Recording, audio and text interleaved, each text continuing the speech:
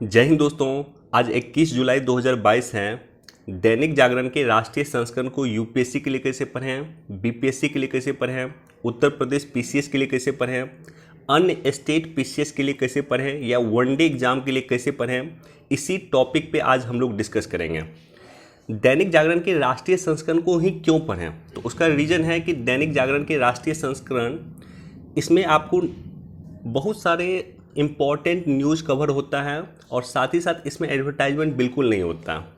इसके अलावा यूपीएससी के कई सारे हिंदी मीडियम के टॉपर को अगर आप पढ़ेंगे या उनके इंटरव्यू को सुनेंगे तो उन सभी ने लगभग दैनिक जागरण के राष्ट्रीय संस्करण ही पढ़ा था। तो इसलिए दैनिक जागरण के राष्ट्रीय संस्करण एग्जाम पर्सपेक्टिव से काफ़ी इंपॉर्टेंट होता है, इसको आप लोगों को पढ़ना चाहिए। साथ ही साथ न्यूज़पेपर पढ़ने का सबसे इम्पॉर्टेंट पहलू ये होता है कि न्यूज़पेपर को कैसे आप अपने स्टैटिक पोर्शन से, अपने सिलेबस से किस तरह से कोरिलेट करते हैं। अगर आप यूपीएससी की तैयारी कर रहे हैं, बीपीएससी की तैयारी कर रहे हैं या किसी भी स्टेट पीसीएस की तैयारी कर रहे हैं तो उसका सिलेबस अपने साथ रखिए और सिलेबस से किसी न्यूज़ को कैसे कोरिलेट करते हैं, ये कोरिलेशन सबसे अधिक इम्पॉर्टेंट होता है। कैसे अपने स्टैटिक पोर्शन से कोरिलेट करते हैं, किसी न्यूज़ को पॉलिटी से कैसे कोरिलेट करते हैं, किसी न्यूज़ को ज्योग्राफी से कैसे कोरिलेट करते हैं, किसी न्यूज़ को आप इन्वायरमेंट से कैसे कोरिलेट करते हैं, इकोनॉमिक्स से कैसे कोरिलेट करते हैं। तो ये कोरिलेशन अधिक इम्पॉर्टेंट होता है। कोरिलेट करने के लिए जितना जल्दी आप सीखिएगा एग्जाम पर्सपेक्टिव से उतना ही इम्पॉर्टेंट होगा। तो ये सब पहलू पे आज हम लोग डिस्कस करेंगे कि दैनिक जागरण के राष्ट्रीय संस्करण को एग्जाम पर्सपेक्टिव से कैसे हमें पढ़ना चाहिए। चलिए शुरुआत करते हैं, लेकिन उससे पहले हमारे चैनल पे नए हैं तो सब्सक्राइब कर दें, अपने दोस्तों के साथ, कलीग के साथ इसे शेयर कर दें। कोई क्वेश्चन पूछना चाहते हैं, कोई सुझाव देना चाहते हैं, कमेंट सेक्शन में दे सकते हैं। वीडियो को निश्चित तौर पे लाइक कर दें। और एक क्वेश्चन मैं आप सभी को दे रहा हूं, air quality index. Air quality index का कौन सा पॉल्यूटेंट इसका पार्ट नहीं है, कौन से प्रदूषक एयर क्वालिटी इंडेक्स के मेजरमेंट में नहीं आता है।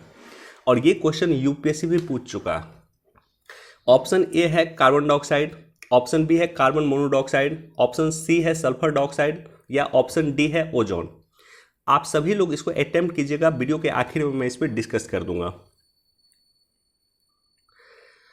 फर्स्ट पेज पे जो यहाँ पे ये न्यूज है, इंतजार खत्म, नामीबिया से अगले महीने में भारत आएंगे 8 चीते। पेज नंबर 7 पे ये डिटेल से दिया हुआ है, हम लोग वहाँ पे डिटेल से डिस्कस करेंगे। और इस पॉइंट पे यूपीएससी और स्टेट पीसीएस हर जगह क्वेश्चन पूछा गया। चीता हमारे लिए इम्पॉर्टेंट है। 70 साल पहले देश में चीता विलुप्त हो चुका है और अब चीता नामीबिया से इंडिया आ रहा है। इंडिया में कहाँ रखा जाएगा, क्या क्या इसमें इम्पॉर्टेंट पॉइंट होते हैं, पेज नंबर 7 पे हम लोग डिस्कस करेंगे। आदिवासी समुदाय से देश को आज मिल सकता है पहला राष्ट्रपति।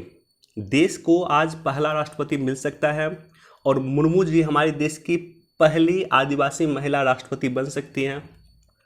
अब देखिए एग्जाम पर्सपेक्टिव से इम्पॉर्टेंट क्या है। एग्जाम पर्सपेक्टिव से इम्पॉर्टेंट है कि राष्ट्रपति का पद, राष्ट्रपति का पद, राष्ट्रपति की शक्ति, राष्ट्रपति की विधायी शक्ति, राष्ट्रपति की कार्यकारी शक्ति, राष्ट्रपति की न्यायिक शक्ति, राष्ट्रपति की विवेकाधीन शक्ति।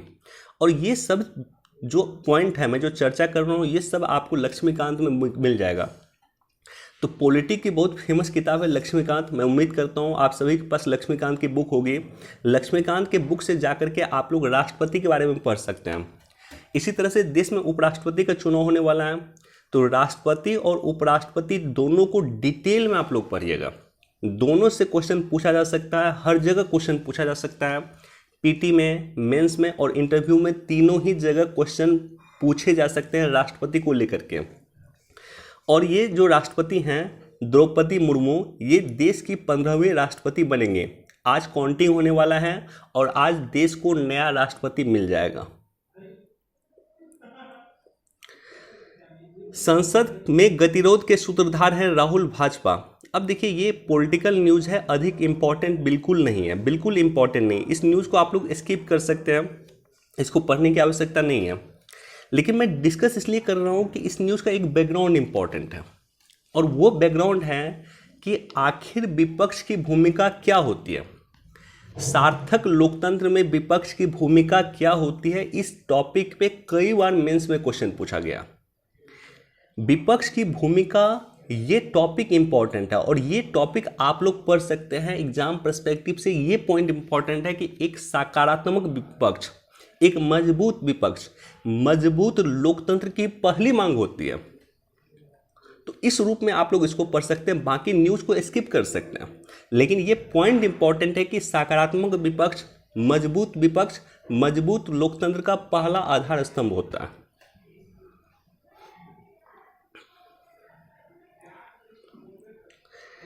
गो फर्स्ट के विमान का विंडशील्ड में उड़ान के दौरान आई दरार। देश में कुछ इस तरह की घटनाएं आपको दिख रही होगी कि कभी कोई विमान खराब हो जाता है, कभी कोई विमान खराब होता है। गो फर्स्ट का विमान खराब हुआ, इससे पहले हमने देखा कि स्पाइस जेट का विमान खराब हुआ। हमारे देश से दुबई जा रही एक स्पाइस जेट का विमान खराब हुआ और इमरजेंसी लैंडिंग हमें उसे पाकिस्तान में करवाना पड़ा। तो इस तरह की घटनाएं देश में लगातार सामने आ रही हैं और उसी को लेकर के कल नागर विमानन मंत्री ज्योतिरादित्य सिंधिया जी कल मीटिंग लिए हैं, इसी को लेकर के कि यात्रियों की सुरक्षा प्राथमिक होती है, उसको ध्यान में रखने की आवश्यकता है। अच्छा, इसमें जो है सबसे इम्पॉर्टेंट है नागर विमान महानिदेशालय, डीजीसीए। डीजीसीए ही एक्शन लेने का बेसिकली काम करती है। अगर देश में कहीं कोई विमान में खराबी आएगा या विमान को लेकर के कोई एक्शन लेगा या विमान को लेकर के किसी तरह का कोई निर्देश जारी करेगा तो वो डीजीसीए करती है। तो इसलिए यहाँ पे इस न्यूज़ में सबसे अधिक इम्पॉर्टेंट है DGCA, director general of civil aviation, नागर विमानन महानिदेशालय। नागर विमानन महानिदेशालय बेसिकली सिविल एविएशन मिनिस्ट्री के तहत एक कार्यालय है, यानी नागर विमानन मंत्रालय के अधीन एक कार्यालय है। डीजीसीए नागर विमान के क्षेत्र में एक विनियामक निकाय है जो मुख्यतः सुरक्षा संबंधी विषयों पर कार्रवाई करती है। तो रेगुलेटर बॉडी है, एक रेगुलेटर बॉडी है। जिस तरह से आरबीआई हमारे पास बैंकों को लेकर के रेगुलेट करने का काम करती है, बैंकों की रेगुलेटर बॉडी है आरबीआई। इसी तरह से शेयर मार्केट की रेगुलेटर बॉडी है सेबी। उसी तरह से विमानन की रेगुलेटर बॉडी है डीजीसीए, जो सुरक्षा संबंधी विषयों पे कार्रवाई करती है। यह भारत के लिए भारत के भीतर विमान परिवहन सेवा के विनियम, सिविल विमान विनियम, विमान सुरक्षा तथा उड़ान योग्यता मानक के प्रवर्तन के लिए उत्तरदायी होता है। यह अंतर्राष्ट्रीय नागर विमानन संगठन के सभी विनियामक कार्यों को समन्वय करता है, कोऑर्डिनेट बेसिकली करता है। इंटरनेशनल सिविल एविएशन अथॉरिटी के साथ कोऑर्डिनेट करने का काम करता है डीजीसीए। इसका हेडक्वार्टर नई दिल्ली में है, जबकि क्षेत्रीय कार्यालय भारत के विभिन्न भागों में है। 14 क्षेत्रीय कार्यालय इसका है देश में, दिल्ली, मुंबई, चेन्नई, कोलकाता, बेंगलुरु, हैदराबाद, त्रिवेंद्रम, भोपाल, लखनऊ, पटना, भुवनेश्वर, कानपुर, गुवाहाटी और पटियाला, यहाँ पे इसके क्षेत्रीय कार्यालय हैं। अब इसी से एक इम्पॉर्टेंट पॉइंट होता है, चूंकि डीजीसीए का काम है इंटरनेशनल सिविल एविएशन ऑर्गेनाइजेशन के साथ कोऑर्डिनेट करने का काम है। तो इंटरनेशनल सिविल एविएशन ऑर्गेनाइजेशन क्या होती है? International civil aviation organisation basically UN की एक स्पेशलाइज्ड एजेंसी है। इसमें 193 देश हैं। इसका गठन 1944 में अंतर्राष्ट्रीय नागरिक उड्डयन पे शिकागो कन्वेंशन के द्वारा किया गया। तो कई बार डायरेक्टली क्वेश्चन आपसे पूछा जा सकता है पीटी वगैरह में कि इंटरनेशनल सिविल एविएशन ऑर्गेनाइजेशन की स्थापना किस कन्वेंशन के द्वारा किया गया? तो इसकी स्थापना शिकागो कन्वेंशन के द्वारा 1944 में किया गया। हेडक्वार्टर भी कई बार क्वेश्चन पूछा जाता है, तो कनाडा के मॉन्ट्रियल में इसका हेडक्वार्टर है। तो ये सब बेसिक पॉइंट हैं अंतर्राष्ट्रीय नागर विमानन के बारे में और साथ ही साथ नागर विमानन महानिदेशालय डीजीसीए के बारे में। अब हम लोग लौटते हैं नेक्स्ट न्यूज़ पे। ये जो न्यूज़ है, ये न्यूज़ भी एग्जाम पर्सपेक्टिव से उतना इम्पॉर्टेंट नहीं है, लेकिन इस न्यूज़ का 2 पार्ट इम्पॉर्टेंट है। संविधान पीठ को भेजा जा सकता है उद्धव और शिंदे गुट का कानूनी विवाद। उद्धव ठाकरे और शिंदे गुट दोनों ही शिवसेना का पार्ट है और शिवसेना से बेसिकली शिंदे अलग हुआ है। तो यहाँ पे एग्जाम पर्सपेक्टिव से 2 पॉइंट इंपॉर्टेंट। एक तो यह है कि दल बदल कानून देश में क्या है। 52वें संविधान संशोधन 1985 के द्वारा 10वीं अनुसूची को भारत के संविधान में जोड़ा गया और वहीं पे दल बदल कानून को चर्चा किया गया। दल बदल कानून पे एक सेपरेट वीडियो मैंने बनाया था, नहीं देखा है तो देख लीजिएगा। जब ये न्यूज़ हाईलाइटेड हुआ तब हमने दल बदल कानून बनाया। बेसिकली ये जो महाराष्ट्र का विवाद है ये देश में हर जगह चलता रहता है। प्रत्येक 2 महीना 3 महीना पे आपको हर जगह कुछ ना कुछ स्टेट में इस तरह का विवाद दिख जाएगा। दल बदल कानून वहाँ पे चर्चा में रहेगा। इसलिए इस बार यूपीएससी पीटी में भी देखिए तो दल बदल कानून को लेकर के क्वेश्चन पूछा गया है। लगभग हर बार दल बदल कानून इंपॉर्टेंट एग्जाम पर्सपेक्टिव से होता है और क्वेश्चन पूछे जाते हैं, पीटी में भी, मेंस में भी, इंटरव्यू में भी। तो इसलिए मैंने सेपरेट वीडियो बनाया था, वो देख लीजिएगा। तो एक इसका पर्सपेक्टिव है दल बदल कानून, दूसरा पर्सपेक्टिव है संविधान पीठ। दोनों के बीच में जो विवाद हुआ उसको संविधान पीठ में भेजा गया। संविधान पीठ सर्वोच्च न्यायालय की पीठ होती है जहां पे मिनिमम 5 जस्टिस मिल के निर्णय देते हैं। 5 जजों की पीठ बैठती है। तो संविधान पीठ की पहली मांग है कि मिनिमम 5 जज बैठ करके किसी निर्णय पे पहुंचेंगे या किसी विवाद को सुनेंगे। तो 5 जजों की मिनिमम पीठ होती है। तो पहला क्वेश्चन ये होता है कि क्या संवैधानिक पीठ की मिनिमम कितने जज होनी चाहिए संवैधानिक पीठ में? तो मिनिमम 5 जज होने चाहिए। मैक्सिमम कितने होने चाहिए इसकी संख्या कोई निश्चित नहीं है। एक क्वेश्चन ये भी होता है कि आज तक जब से सर्वोच्च न्यायालय का गठन हुआ तब से लेकर के आज तक सबसे बड़ी संवैधानिक पीठ कौन सी थी? तो आज तक की सबसे बड़ी संवैधानिक पीठ थी केशवानंद भारती बनाम केरल राज्यवाद। 1973 में मूल ढांचा का सिद्धांत दिया गया था माननीय सर्वोच्च न्यायालय के द्वारा, और उस समय की जो पीठ थी वो 13 जजों की पीठ थी। 13 जजों की पीठ ने मूल ढांचा के सिद्धांत को प्रतिपादित किया था। तो ये जो पीठ थी 13 जजों की 1973 में, जो केशवानंद भारती बनाम केरल राज्यवाद सुन रही थी, इस वाद को सुन रही थी, ये पीठ भारत की आज तक की सबसे बड़ी पीठ है। और मजे की बात है कि उस समय में सिर्फ 13 जज ही माननीय सर्वोच्च न्यायालय में थे। तो कुल 13 जज थे और सभी जज बैठ गए इस निर्णय को सुनने के लिए। तो 13 ही जज थे सर्वोच्च न्यायालय में और 13 जज की पीठ गठित हुई, आज तक की सबसे बड़ी पीठ है। दूसरा इंपॉर्टेंट पर्सपेक्टिव ये है कि क्या सर्वोच्च न्यायालय के निर्णय को पलटा जा सकता है? क्या संवैधानिक पीठ के निर्णय को पलटा जा सकता है? तो बिल्कुल पलटा जा सकता है। संवैधानिक पीठ के निर्णय को चेंज किया जा सकता है, लेकिन उसकी पहली मांग होती है कि संवैधानिक पीठ में जितने जजों की पीठ ने निर्णय सुनाया उससे बड़ी पीठ ही उस निर्णय को सुनकर उसके डिसीजन को चेंज कर सकती है। जैसे मान लीजिए कि उद्धव और शिंदे गुट के 5 जजों की संवैधानिक पीठ ने कोई निर्णय सुनाया, मान लेते हैं ये निर्णय सुनाया, तो कल के डेट में अगर इनके निर्णय को पलटना होगा तो 7 जजों की पीठ, मिनिमम 7 जजों की पीठ या उससे बड़ी पीठ ही इस निर्णय को पलट सकती है। तो ये क्वेश्चन भी पूछा जा सकता है कि सर्वोच्च न्यायालय की कोई संवैधानिक पीठ जो होती है उसके निर्णय को उससे बड़ी पीठ ही बैठ करके चेंज कर सकती है।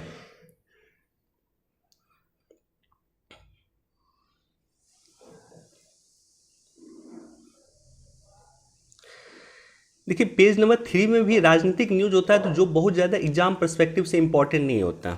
हाँ, कभी कभी कुछ न्यूज इम्पॉर्टेंट होता है, जैसे ये न्यूज है, भारतीय शहरों की प्राण वायु में लौट रही है जान।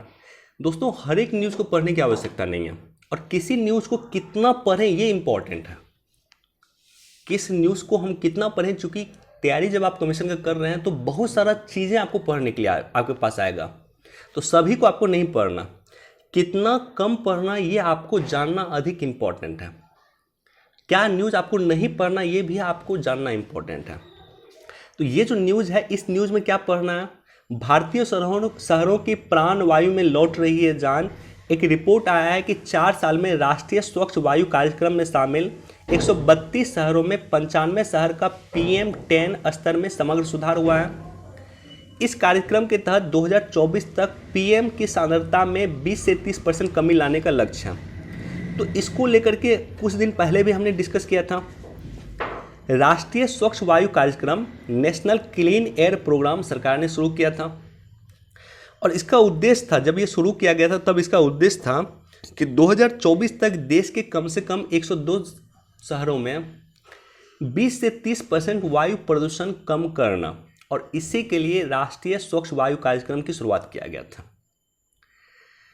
2018 में दुनिया में 15 सबसे प्रदूषित शहरों में 14 इंडिया में थे, WHO का रिपोर्ट है। तो इसलिए इसकी आवश्यकता हुई। 2018 का ये रिपोर्ट है कि 15 वर्ल्ड का सबसे पॉल्यूटेड सिटी में 14 इंडिया में है, और इसी के बाद जनवरी 2015-19 में ये प्रोग्राम शुरू किया था, राष्ट्रीय स्वच्छ वायु कार्यक्रम शुरू किया गया था। केंद्र सरकार ने राष्ट्रीय स्वच्छ वायु कार्यक्रम को वायु प्रदूषण के अंतर्गत PM से निपटने के लिए औपचारिक रूप में शुरू किया है। PM पे अंकुश लगाना एक लंबी अवधि की प्रक्रिया है, जिसके अंतर्गत लगभग 300 करोड़ रुपए का व्यय होने का अनुमान है, जो राज्य की विकास परियोजनाओं को ध्यान में रखते हुए प्रदूषण को कम करने के लिए कार्य करेगा।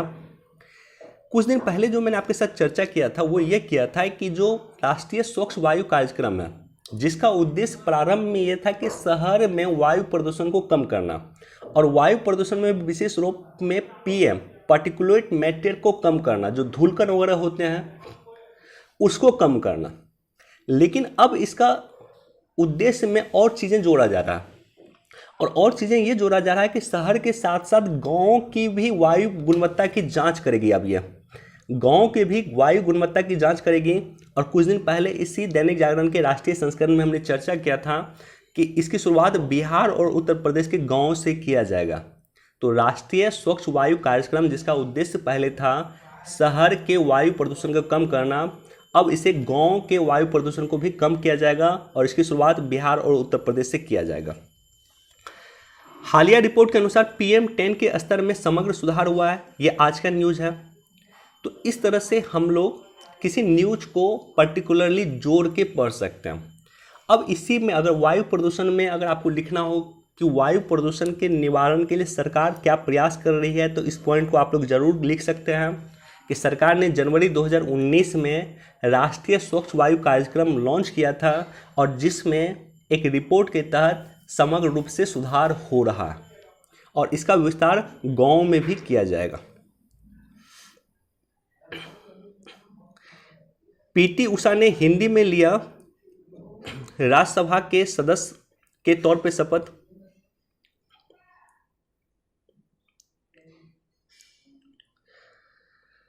अब देखिए, राज्यसभा के बारे में भी आप लोग पढ़ लीजिएगा। PT उषा एथलेटिक हैं। इन्होंने राज्यसभा के सदस्य के तौर पे शपथ लिया। इम्पॉर्टेंट राज्यसभा है, आप लोग लक्ष्मीकांत के बुक से पढ़ सकते हैं। इम्पॉर्टेंट यह भी है कि इन्होंने कुछ चुनाव नहीं जीता। राष्ट्रपति के पास ये शक्ति है कि राष्ट्रपति राज्यसभा में जो 12 सदस्य हैं, 12 सदस्य का निर्वाचन, 12 सदस्य का नोमिनेट कर सकते हैं। राष्ट्रपति 12 लोगों को राज्यसभा भेज सकती है। मसलन एक कंडीशन होता है कि वो जो 12 लोग होंगे वो 12 लोग खेल जगत की हस्ती होनी चाहिए, सांस्कृतिक जगत की हस्ती होनी चाहिए, फिल्म जगत की हस्ती होनी चाहिए, या लिखने पढ़ने वाले लोग होने चाहिए। कुछ क्राइटेरिया है, उस क्राइटेरिया के तहत राष्ट्रपति 12 लोगों को राज्यसभा भेज सकती है, और उन्हीं 12 में से एक सदस्य ये है PT उषा, जो राज्यसभा के संसद बने हैं, राज्यसभा के एक सदस्य बने हैं, राज्यसभा के एक MP बने हैं, जिसका निर्वाचन मैं बोलूँगा, निर्वाचन राष्ट्रपति के द्वारा किया गया। राष्ट्रपति के द्वारा बेसिकली इसका मनोनयन किया गया। तो राष्ट्रपति के द्वारा निर्वाचन नहीं बोलूँगा, मनोनयन किया गया। अच्छा, मनोनीत सदस्य जो होते हैं वो राष्ट्रपति के चुनाव में भाग नहीं लेते हैं। चूँकि राष्ट्रपति का चुनाव चर्चा में चल रहा है, जिन सदस्य का मनोनयन राष्ट्रपति के द्वारा किया जाएगा, जैसे PT उषा, तो ये राष्ट्रपति के चुनाव में भाग नहीं लेगी, लेकिन उपराष्ट्रपति के चुनाव में भाग ले सकती है। तो ये सब बेसिक पॉइंट है जिससे क्वेश्चन पूछे जाते हैं। IT नियमों से किसी की स्वतंत्रता का अतिक्रमण नहीं, केंद्र सरकार। अब देखिए, ये टॉपिक काफ़ी इंपॉर्टेंट था। 2019 से मैं 2021 में ये काफ़ी इंपॉर्टेंट था। ये टॉपिक क्या? ये टॉपिक ये है कि सरकार एक नया नियम लेकर आई, जिसे हम लोग न्यू IT लॉ भी कहते हैं साधारण रूप से, लेकिन इसका पूरा फुल फॉर्म है सूचना प्रौद्योगिकी मध्यवर्ती संस्थानों के दिशा निर्देश और डिजिटल मीडिया आचार संहिता 2021। पूरा नाम है इसका। अब इसके तहत सरकार ने क्या किया कि रेगुलेशन लाया।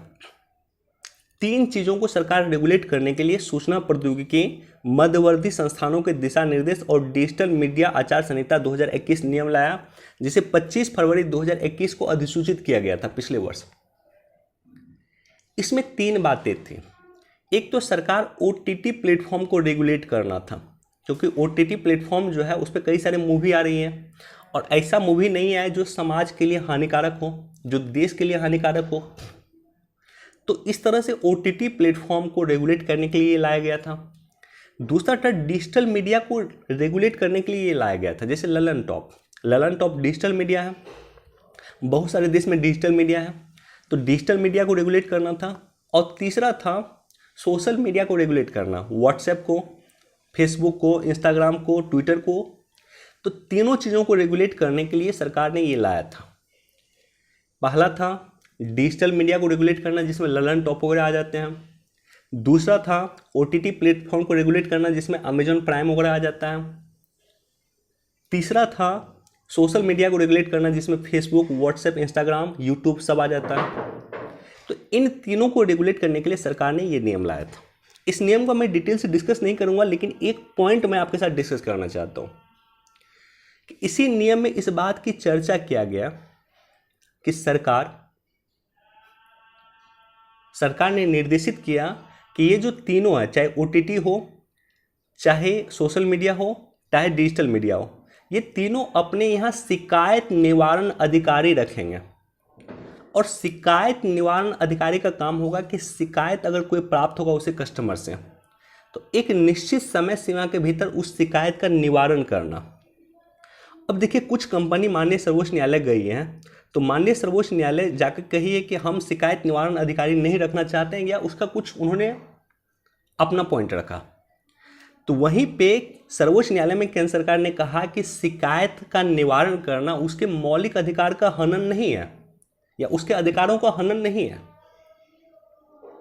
डिजिटल मीडिया, अगर मान लीजिए डिजिटल मीडिया पे कोई शिकायत जाता है, तो उस शिकायत का निवारण करना उसका कर्तव्य है और उसको फुलफिल करना चाहिए। तो इसी को लेकर के ये न्यूज़ है। बाकी सूचना प्रौद्योगिकी मध्यवर्ती दिशा निर्देश एवं डिजिटल मीडिया आचार संहिता नियम 2021 ये इंपॉर्टेंट है और ऑलरेडी कई बार हमने इस पर चर्चा किया है। अग्निवीरों को CRPF असम राइफल में 10% आरक्षण को सैद्धांतिक मंजूरी। अब देखिए, इंपॉर्टेंट यहाँ पे एक चीज मैं आपको दिखाता हूं।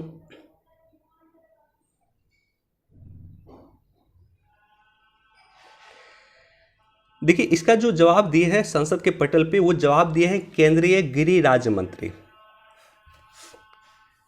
केंद्रीय गृह राज्य मंत्री ही क्यों जवाब दिया, गृह मंत्रालय ही इसको लेकर के क्यों रिस्पॉन्ड किया? तो उसका रीजन है कि CRPF, असम राइफल, ये सब गृह मंत्रालय के अधीन आता है। जो CRPF होते हैं जवान, असम राइफल के जवान हैं, ITBP के जवान हैं, सशस्त्र सीमा बल के जवान हैं, BSF के जवान हैं, ये सब गृह मंत्रालय के अधीन आता है। तो यहाँ पे 10% आरक्षण को सैद्धांतिक मंजूरी गृह मंत्रालय ने दे दिया। एग्जाम पर्सपेक्टिव से 2 पॉइंट इंपॉर्टेंट है। अग्निवीर योजना क्या है?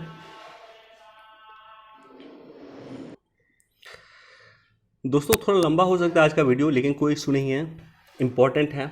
आज हम लोग डिटेल से डिस्कस कर रहे हैं कि आखिर क्या पढ़ना चाहिए, पेपर में क्या पढ़ना चाहिए, इसी पॉइंट पे हम लोग फोकस कर रहे हैं।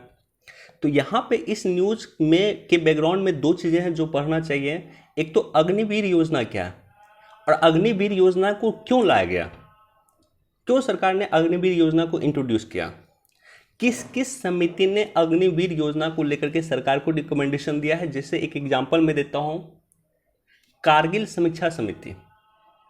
कारगिल समीक्षा समिति ने भी अग्निवीर योजना को रिकमेंडेशन किया था कि इस तरह की योजना केंद्र सरकार लाए।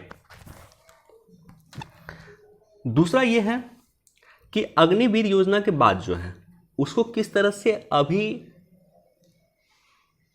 जो अग्निवीर योजना के तहत जो प्रोविजन है कि 25% बच्चे को आगे मौका दिया जाएगा और नेक्स्ट 75% बच्चे जो है सेवा विमुक्त कर दिए जाएंगे, तो उसको किस तरह से एडजस्ट किया जा सकता है, इसके लिए CRPF या असम राइफल, गृह मंत्रालय और रक्षा मंत्रालय विशेष रूप से कार्य कर रही है, तो वो क्या क्या कार्य कर रही है?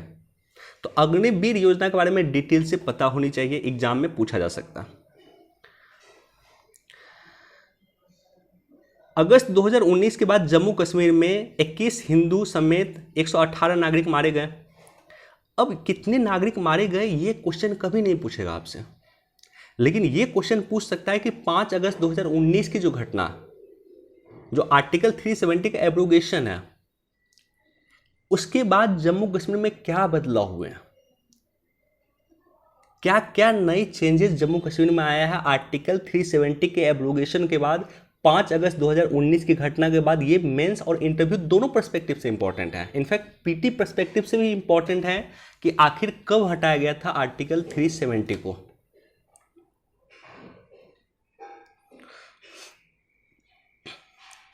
जीएसटी पे निर्णय सहमति से लेकिन पुनर्विचार जरूरी। जीएसटी काउंसिल पे जो निर्णय लिया गया, खाद्य सामग्री पे 5% का जो जीएसटी लगा है उसका विरोध हो रहा है, तो उसका विरोध अब गैर भाजपा शासित राज्यों में भी हो रहा है। इंपॉर्टेंट क्या है? इंपॉर्टेंट यह है कि जीएसटी क्या है, जीएसटी काउंसिल क्या है। जीएसटी काउंसिल एक संवैधानिक संगठन है जिसकी स्थापना आर्टिकल 279A के तहत किया गया है। जीएसटी काउंसिल का निर्णय कैसे होता है? क्या राज्य जीएसटी काउंसिल के निर्णय को मानने के लिए बाध्य हैं? तो ये सारे पर्सपेक्टिव एग्जाम के पॉइंट ऑफ व्यू से इंपॉर्टेंट है, इसको आप लोग पढ़ लीजिएगा।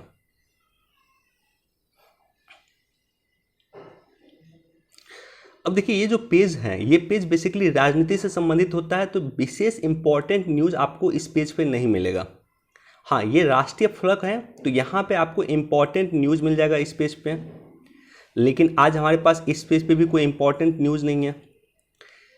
अब ये जो न्यूज है, ये न्यूज हो गया, उसके अलावा एक और न्यूज है नीचे, ये दोनों ही एग्जाम पर्सपेक्टिव से इंपॉर्टेंट है।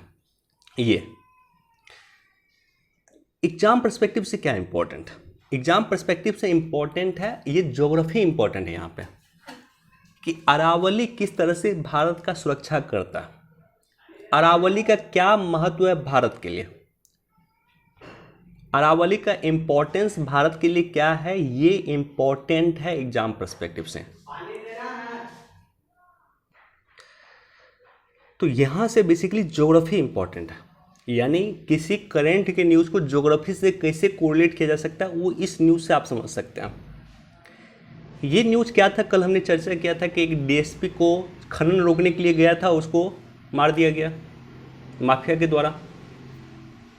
तो इम्पॉर्टेंट यहाँ से वो न्यूज़ नहीं, इम्पॉर्टेंट यहाँ से अरावली पर्वत, कि अरावली के पर्वत का क्या इम्पॉर्टेंस है भारत के दृष्टिकोण से, और अरावली पर्वत पे जो खनन हो रहा है उस खनन को रोकने के लिए माननीय सर्वोच्च न्यायालय ने क्या निर्णय दिया था। तो सर्वोच्च न्यायालय का निर्णय मतलब उस निर्णय को हमेशा कोट कर सकते हैं आप एग्जाम पर्सपेक्टिव से। तो अगेन ये न्यूज़ ज्योग्राफी पर्सपेक्टिव से ज़्यादा इंपॉर्टेंट है, इसको इस रूप में आप लोग पढ़ सकते हैं। बाकी ये जो चर्चा किया गया है कि सत्ता, अफसर और खनन माफिया का गठजोड़, ये तो बिल्कुल सही है, और इसके लिए भी अगर अभी कभी आपको सुझाव देना होगा तो आप बोहरा समिति को सुझाव दीजिएगा, बोहरा समिति के बारे में चर्चा कीजिएगा।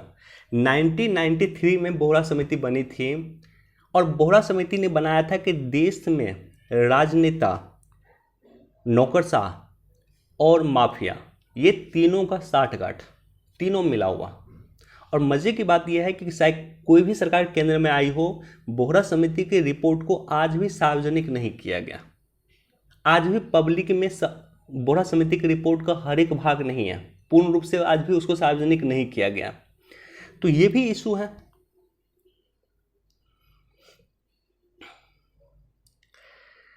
अब यहाँ पे देखिए, सोनिया गांधी से ईडी आज करेगी पूछताछ, कांग्रेस करेगी देशव्यापी प्रदर्शन।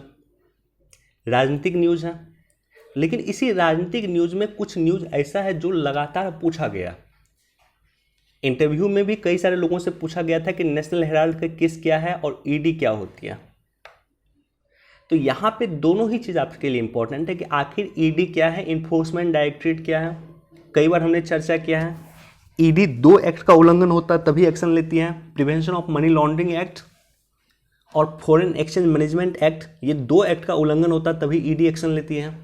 यानी माननीय सोनिया गांधी जी को अगर ईडी बुला के पूछताछ कर रही है तो इसका मतलब ये है कि या तो उन पे prevention of money laundering act का उल्लंघन का आरोप है, या तो फॉरेन एक्सचेंज मैनेजमेंट एक्ट के उल्लंघन का आरोप है, या इस दोनों एक्ट के उल्लंघन का आरोप है। क्योंकि इसी दोनों एक्ट का उल्लंघन होती है तभी ईडी एक्शन लेती है, अदरवाइज ईडी एक्शन नहीं लेती है। दूसरा है कि नेशनल हेराल्ड केस क्या है।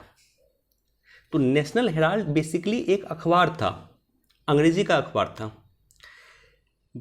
तो ये 3 अखबार था, एक नेशनल हेराल्ड था, एक नवजीवन था हिंदी में, और एक कौमी एकता था उर्दू में। इसका प्रकाशन 1938 में शुरू किया गया था जवाहरलाल नेहरू जी के द्वारा। तो डिटेल से हमने कई बार इस पर चर्चा किया, आज मैं इस पर चर्चा नहीं करूंगा, लेकिन नेशनल हेराल्ड केस इंपॉर्टेंट है अगेन। तो इस न्यूज़ के बैकग्राउंड में ईडी और नेशनल हेराल्ड 2 चीज़ें आपके लिए इंपॉर्टेंट हैं। जम्मू कश्मीर के बलिदानियों की गाथा जाने का देश, एक बार इसको भी देख सकते हैं। अगेन ये इंपॉर्टेंट है, कई बार आप देखिएगा क्वेश्चन, यूपीएससी का क्वेश्चन उल्टा के देखिए, किसी भी स्टेट पीसीएस का क्वेश्चन उल्टा के देखिए, क्वेश्चन पूछा गया है। यूपीएससी में डायरेक्टली क्वेश्चन आज से 3 साल पहले पूछा गया था कि नामीबिया से जो चीता आ रहा, अफ्रीकन देश से जो चीता आ रहा, वो चीता कहाँ रखा जाएगा, कुनो पालमपुर अभ्यारण्य में रखा जाएगा। तो ये क्वेश्चन पूछा गया था, 4 ऑप्शन दिया था कि किस अभ्यारण्य में रखा जाएगा, तो राइट आंसर उसका था कुनो पालमपुर अभ्यारण्य जो मध्य प्रदेश में है वहां पर रखा जाएगा। कई बार क्वेश्चन ये पूछा गया है कि किस देश से चीता आ रहा है, तो चीता नामीबिया से, चीता इंडिया में आ रहा है। तो आखिर चीता इंपॉर्टेंट इतना क्यों है हमारे लिए, तो उसका रीजन है कि चीता पुनर्प्रवेश प्रोजेक्ट हमने शुरू किया था 2009 में। इसे राष्ट्रीय बाघ संरक्षण प्राधिकरण, नेशनल टाइगर कंजर्वेशन अथॉरिटी, ये बेसिकली इसको रेगुलेट करती हैं। 4 बिग कैट है, कैट यानी बिल्ली, बड़ी बिल्ली की 4 प्रजाति हैं। 4 बिग कैट है इंडिया में। एक तो शेर होता है, एक होता है चीता, एक बाघ होता है और एक तेंदुआ होता है। यही 4 बिग कैट है विश्व में। तो इस 4 बिग कैट में हमारे पास शेर है, बाघ है, तेंदुआ है, लेकिन चीता नहीं है। चीता आने के बाद 4 बिग कैट की 4 प्रजाति इंडिया में पाई जाएगी।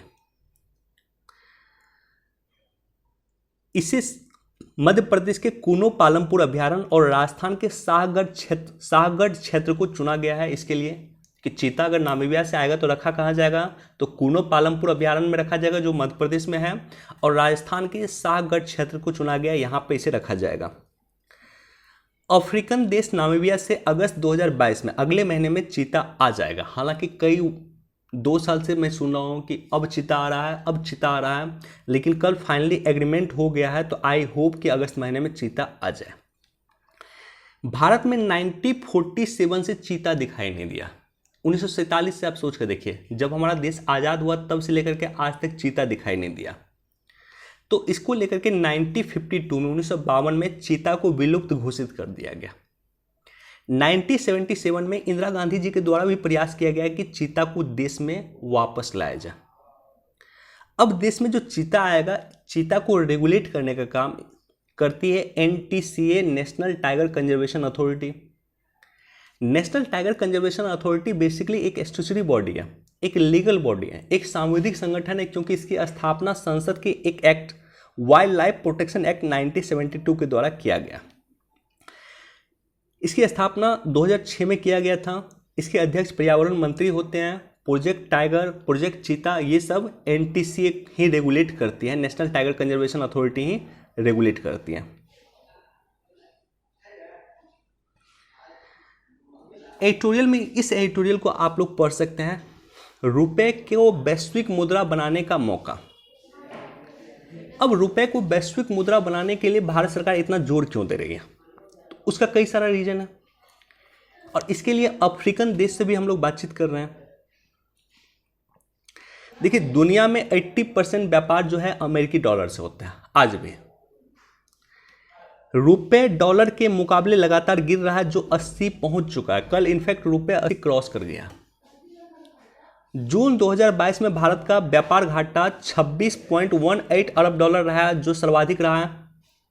तो $26 से अधिक भारत का व्यापार हुआ है एक महीने में, जो आज तक का व्यापार घाटा सर्वाधिक है किसी एक महीने में। रिजर्व बैंक ऑफ इंडिया ने तत्काल प्रभाव से अंतर्राष्ट्रीय व्यापार की सुविधा के लिए एक तंत्र स्थापित किया है।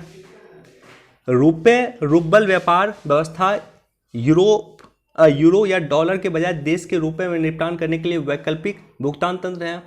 यानी जो हम रूस से व्यापार करते हैं वो रुपए और रूबल में करते हैं। रूबल रूस की करेंसी है, तो उससे व्यापार हम करते हैं।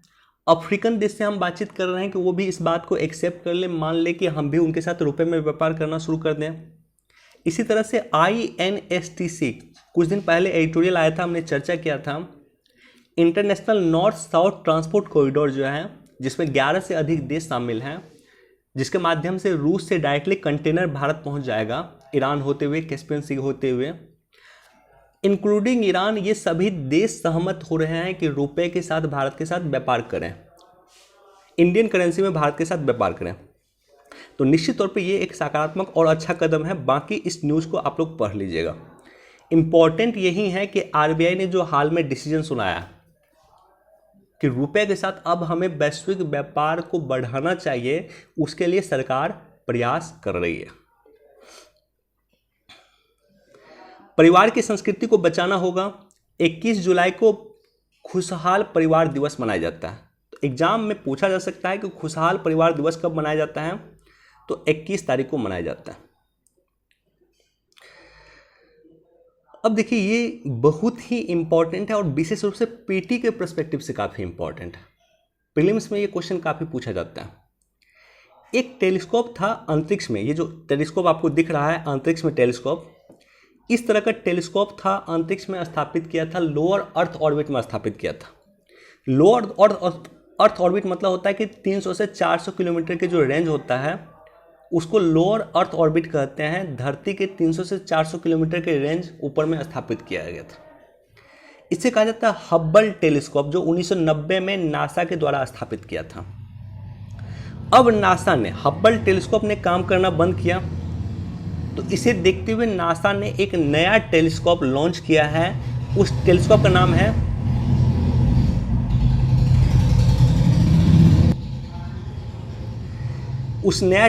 नाम है James Webb space telescope. James Webb telescope जो है ये हब्बल टेलीस्कोप का स्थान ले रहा है, जो लोअर अर्थ ऑर्बिट में स्थापित किया गया।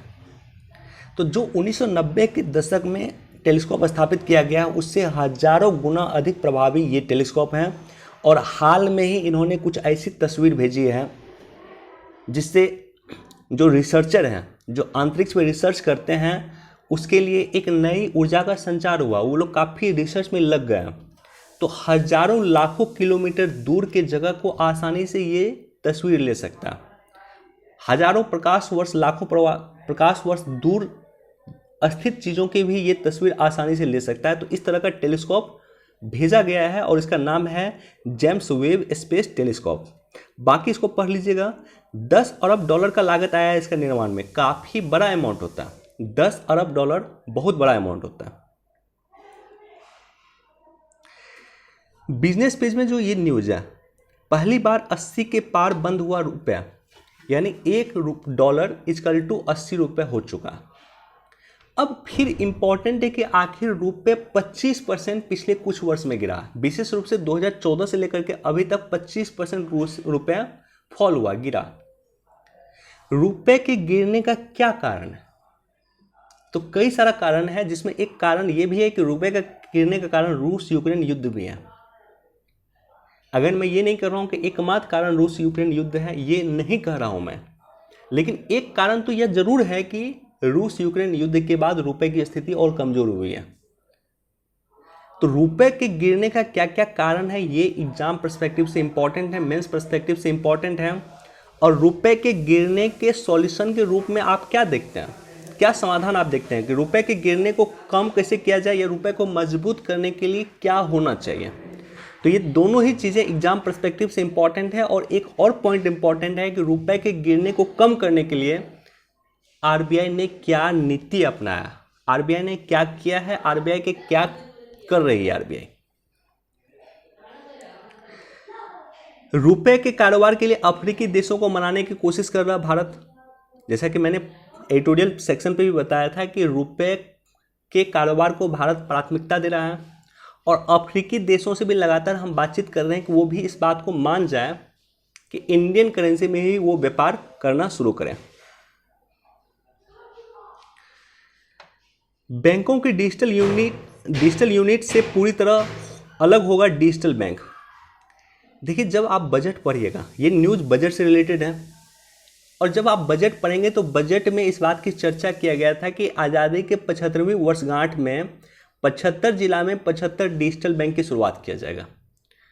तो ये बजट 2022-23 में दिया गया था, ये वादा किया गया था, उसी का एक पार्ट ये, यानी डिजिटल बैंक जिसकी घोषणा किया गया था बजट में, उसको धरातल पर उतारने के प्रयास के रूप में आप इस न्यूज़ को देख सकते हैं। दाल निर्यात पे सब्सिडी का कोई प्रस्ताव नहीं, ये भी इंपॉर्टेंट है। दाल तो विशेष रूप से इस रूप में इंपॉर्टेंट है कि विश्व का पीटी पर्सपेक्टिव से ये इंपॉर्टेंट है दाल के लिए कि विश्व का सबसे अधिक दाल का उत्पादन भारत करता है, और विश्व का सबसे अधिक दाल का आयात भी भारत करता है। विश्व का सबसे अधिक दाल का उपभोक्ता भी भारत है। जिस तरह से आप देखिए, धान में देखिए कि विश्व का सबसे अधिक धान का जो उत्पादन करता है वो चीन करता है, और विश्व में सबसे अधिक धान का आयात भी चीन करता है। उसी तरह से दाल का विश्व में सबसे अधिक उत्पादन भी भारत करता है, और दाल का सबसे अधिक आयात भी भारत करता है। SEZ IT के 50% कर्मचारी कर सकेंगे वर्क फ्रॉम होम। अब देखिए, सेज के बारे में यहाँ पूछा है, SEZ यानी स्पेशल इकोनॉमिक जोन, ये चर्चा में रहता है, और मैं देखता हूँ कई बार पीटी में क्वेश्चन, मेंस में क्वेश्चन पूछता है इससे। सेज किसी देश के भीतर वैसे क्षेत्र होते हैं जो प्रायः शुल्क मुक्त होते हैं, वहाँ पे निवेश को प्रोत्साहित करने और रोजगार पैदा करने के लिए अलग व्यापार और वाणिज्यिक कानून होता है। यानी मान लीजिए ये जो सेज ये क्षेत्र है, इसको सेज घोषित सरकार कर दिया, तो इस क्षेत्र में व्यापारिक कानून अलग होगा, यहाँ पे निवेश कानून अलग होगा, यहाँ पे वाणिज्यिक कानून अलग होगा, यहाँ टैक्स का कानून अलग होगा। तो विशेष रूप से एक क्षेत्र जिसे सरकार सेज घोषित करती है, वहाँ पे कानून अलग होता है।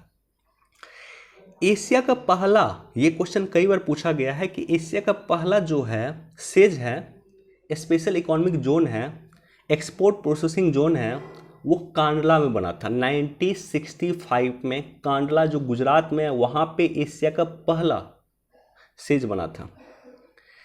स्पेशल इकोनॉमिक जोन अधिनियम 2005 आया था, जिसे 2006 में पारित किया गया था। वर्तमान में 379 सेज अधिसूचित हैं, जिसमें 265 चालू हैं, और 64% सेज 5 राज्य में है, तमिलनाडु, तेलंगाना, कर्नाटका, आंध्र प्रदेश और महाराष्ट्र में अवस्थित हैं। भारत में जो वर्तमान में सेज हैं, इसको अध्ययन करने के लिए और इसमें सुझाव देने के लिए सरकार ने एक समिति बनाया था, जिसे बाबा कल्याणी समिति कहते हैं। तो बाबा कल्याणी समिति ने सेज पे इम्प्रूवमेंट के लिए अपनी रिकमेंडेशन दिया था, और सेज को कहा था कि MSME से भी जोड़ा जाए। तो ये सब बेसिक इंफॉर्मेशन है सेज के बारे में।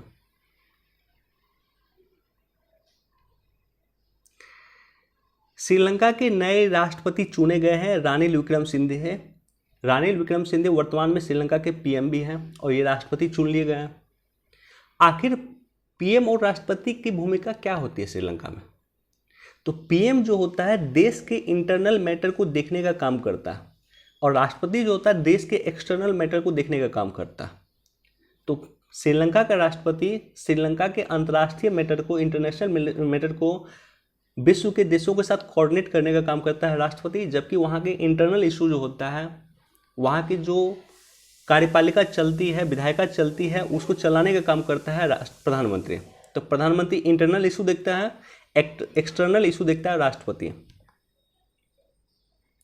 बाकी इंपॉर्टेंट आपके लिए श्रीलंका है कि श्रीलंका के इकोनॉमिक क्राइसिस का क्या कारण है, श्रीलंका के इकोनॉमिक क्राइसिस क्यों आया श्रीलंका में, और उसके समाधान के लिए भारत सरकार ने क्या प्रयास किए हैं श्रीलंका के साथ।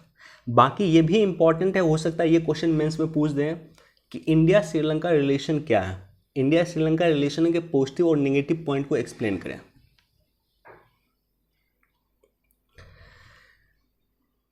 पुतिन ने ईरान के साथ संबंधों की दी नई मजबूती। पुतिन जो है वो ईरान आ चुके हैं और ईरान के राष्ट्रीय अध्यक्ष से वहाँ मुलाकात कर रहे हैं। अब देखिए यहाँ पे ये इंपॉर्टेंट है, भारतीय मूल के छठे शासनाध्यक्ष बन सकते हैं ऋषि सुनक। ऋषि सुनक बहुत नज़दीक है ब्रिटेन के प्रधानमंत्री बनने से, तो एक तो ये पॉइंट हो गया। दूसरा पीटी पॉइंट ऑफ व्यू से यहाँ पे 6 राष्ट्राध्यक्ष का नाम है जो अन्य जगह पे वर्तमान में उस देश के राष्ट्राध्यक्ष हैं। जैसे मोहम्मद इरफान अली राष्ट्रपति गुयाना के हैं जो भारतीय मूल के हैं, एक तो ये हो गया। दूसरा है प्रधानमंत्री, पुर्तगाल के प्रधानमंत्री हैं एंटोनियो कोस्टा जो भारतीय मूल के हैं। प्रवीण जगन्नाथ मॉरिशस के प्रधानमंत्री हैं, ये भी भारतीय मूल के हैं। इसके अलावा पृथ्वीराज सिंह रूपन ये मॉरिशस के राष्ट्रपति हैं, ये भी भारतीय मूल के हैं। चंद्रिका प्रसाद संतोखी ये राष्ट्रपति सुरीनाम है, ये भी भारतीय मूल के हैं। और अमेरिका के उपराष्ट्रपति ये भी भारतीय मूल के हैं, कैमला हैरिस। तो कई बार स्टेट पीसीएस में या प्रीलिम्स में डायरेक्टली नाम पूछ सकता है कि वर्तमान में किस देश के राष्ट्रपति या प्रधानमंत्री भारतीय मूल के हैं। तो ये 6 का नाम पीटी पॉइंट ऑफ व्यू से याद रखिएगा। हेनले पासपोर्ट इंडेक्स 2022 जारी कर दिया गया और इसमें भारत की रैंकिंग पूछा जा सकता है। तो हेनले पासपोर्ट इंडेक्स में भारत की रैंकिंग 87 आया। पिछले वर्ष 83 नंबर पे थे, हमारा 87 रैंकिंग आया है। हमारी रैंकिंग खराब हुई है और 67 देश में हमारे लोग बिना वीज़ा के जा सकते हैं अभी। तो ये 2 पॉइंट इंपॉर्टेंट है।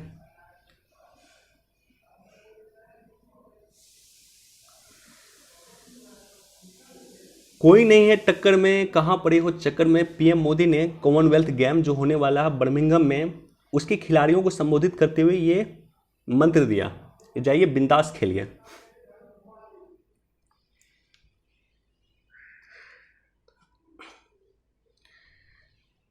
चलिए दोस्तों, इतना ही इंपॉर्टेंट न्यूज़ था। वीडियो देखने के लिए आप सभी का धन्यवाद। मैं उम्मीद करता हूँ कि दैनिक जागरण कैसे पढ़ना चाहिए आपके थॉट में क्लैरिटी जरूर आया होगा। इससे आपको अंडरस्टैंडिंग आपकी डेवलप हुई होगी। तो वीडियो देखने के लिए आप सभी का धन्यवाद। Thank you so much. उन लोगों के साथ ज़रूर शेयर कर दें जो पेपर कैसे पढ़ना है या पेपर को किस तरह से पढ़ना है ये जानना चाहते हैं या समझना चाहते हैं। वीडियो देखने के लिए धन्यवाद।